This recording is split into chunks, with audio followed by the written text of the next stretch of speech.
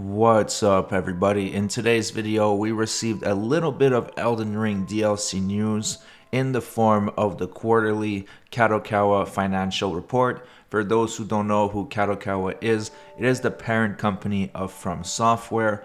So today we'll be analyzing the report and see if we can draw some conclusions. But before we get into that, make sure to subscribe to the channel and turn on all notifications. That way you never miss another video. So before we get to the actual report, I want to get you guys up to date on all the rumors and leaks that happen regarding Elden Ring's DLC, Shadow of the Erdtree. The release date for Armored Core was leaked before it was announced, and people were saying that it would be towards the end of August or early September, and that the Elden Ring DLC would launch afterwards. Shortly after, one of the heads at Fromsoftware updated their LinkedIn profiles, and it revealed that he has been working on Elden Ring Shadow of the Erdtree since April 2022. So that's over 18 months of development already. So it's safe to assume that the DLC is pretty much ready to go. If you compare it to the Dark Souls development, it only took 2 to 3 years to make the entire game, not just a DLC. But obviously Elden Ring is an open world, so it's going to take a little bit longer. But still, a year and a half is more than enough time to finish up this expansion. Next, an interview with Yasuhiro Kitao, which is the marketing director at Fromsoftware, revealed that they were working on multiple titles simultaneously and have several teams working on different projects. They are expanding and they are trying to bring releases at a faster pace so people don't have to wait that long between releases. The next leak of information came from Kadokawa, the parent company of Fromsoftware, where in a forecast they were saying that Armored Core 6 was going to be in the short-term financial projections and that the Elden Ring DLC would be in the medium to long term. Initially, I thought that would be pretty bad news because it would mean that it would be after the Q1 of 2024, but it's possible that they put it in that category to avoid leaking the actual release date of the game, because if they said it was in the category before that, people would automatically know that it's coming very closely after Armored Core, and that could affect very negatively the sales of Armored Core if people knew that the Elden Ring DLC was right around the corner.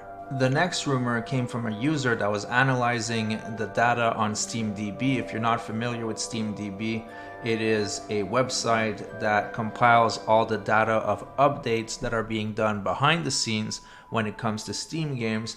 And by analyzing the data, he was able to predict that there should be an announcement in September for a release in November.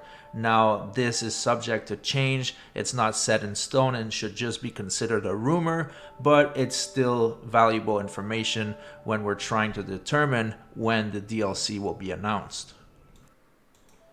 So now that you're all up to date, let's talk about the financial report.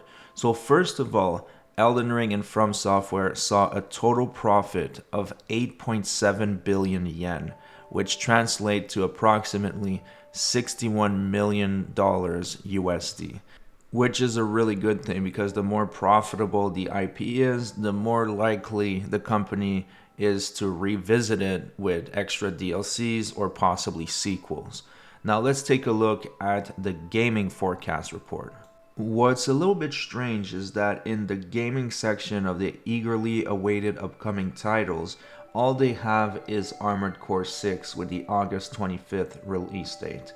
And they have Natsuman with July 28th. So they don't mention the Elden Ring DLC, but it's possible that it's because it's just a DLC and it's not a standalone title.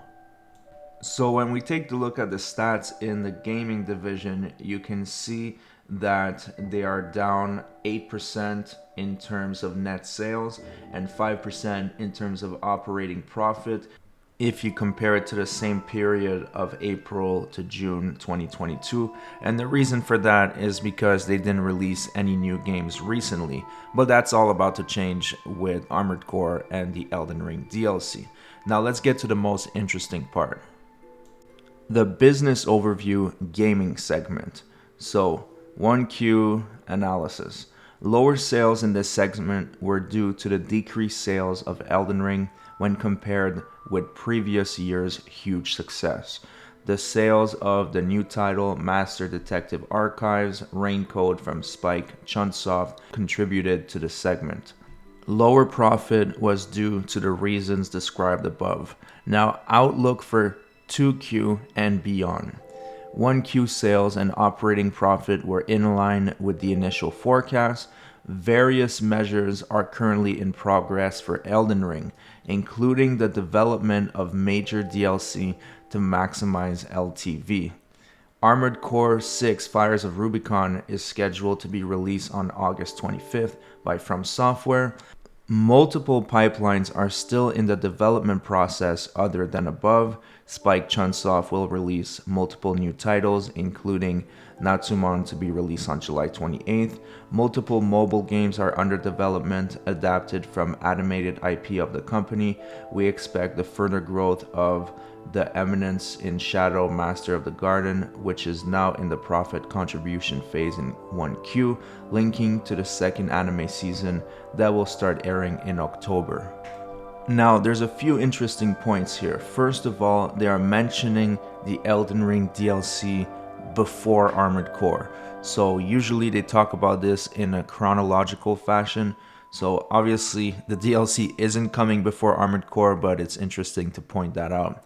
Also, they are not just mentioning the DLC, but they are saying various measures are currently in progress for Elden Ring.